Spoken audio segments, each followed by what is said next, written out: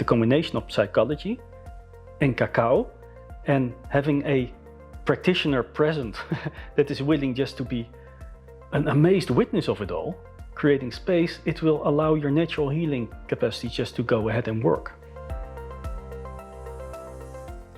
I was trained as a software engineer and a database engineer, and I was trained in the field of knowledge engineering, which is a specialization in the field of artificial intelligence. So basically my job has been for years to talk to people and to work with people and to see how we can get all this knowledge, intuition, passion, whatever it is, out in the open into a model that can be used to create software or a method or whatever. So I'm like really interested in how people work, what makes them tick. That's the interesting part, because you need to have the engineering skills, like the math and the more linear stuff. You need, of course, psychology, and not only to model it and to understand it, but also to have a language. I need psychology to have a language for the models that I create, because else there would be no language to describe it in. And in my personal journey, I've been on both sides. I've been the practitioner of healing modalities, and I've been a lot on the other side as well, the receiver of all kinds of healing modalities. And I've got this that awoke in me this interest in psychology. When we think of understanding, we think of thinking, creating a model in our minds. But we can understand our mind in many ways, like experiencing it. We all have this neurology that we experience the world with, and we can also experience ourselves with our neurology and become very aware. So it becomes very somatic. You can also have a very somatic understanding of who you are. And that's where cacao comes in, by the way. The power of psychology and any science is that it generalizes and it makes abstractions of things. And that's its power, but it's also its weakness. Because you create a model of something, and then from the model you get your paradigms, and you get your methods, and you get your techniques, and you apply that again to a whole human being. And I think reconnecting the model to the human being needs cacao. Because cacao makes the connection, reconnects to the whole again.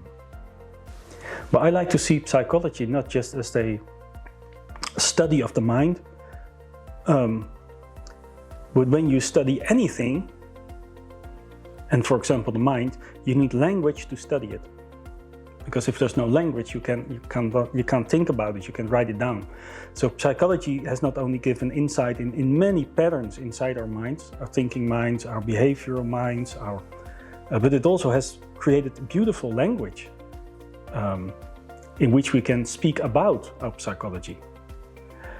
And I think what cacao can do is, when we speak about our minds, our traumas, our passions, or whatever, in terms of the psychological vocabulary, then we can open up a space. It's like what you can talk about, you can deal with. And that's where psychology helps. But then it needs to be reconnected to the whole again, to the whole human being. There needs to be some kind of connection between the abstract world of the vocabulary and the almost poetic word of the description of what happens inside to the reality inside. And that's where cacao helps in my daily practice. So how to reconnect that mind space to the somatic space again and integrate it. I did a lot of work with psychedelics for my own healing as well, and in working with others.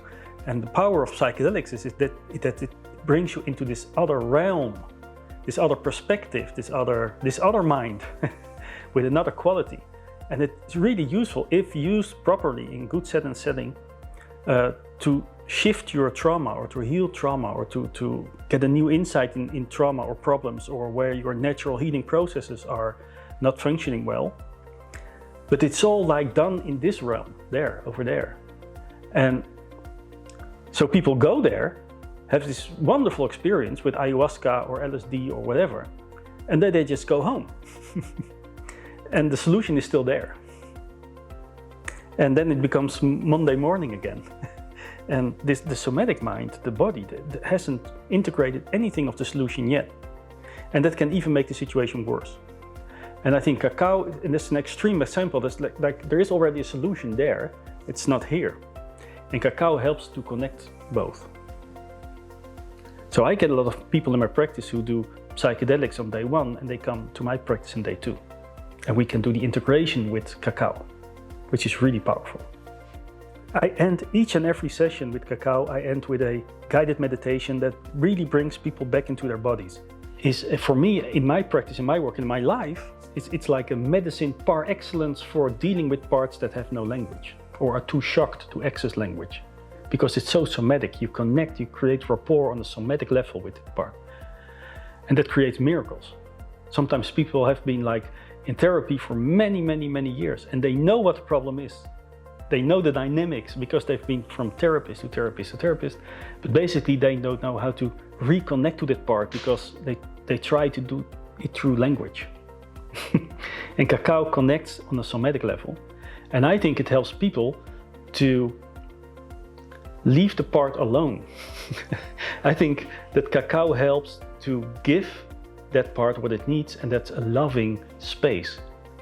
And that means cacao, for me, when I help people, what I do for them is create space and teach them how to create space around a part, and then let that part reconnect on its own.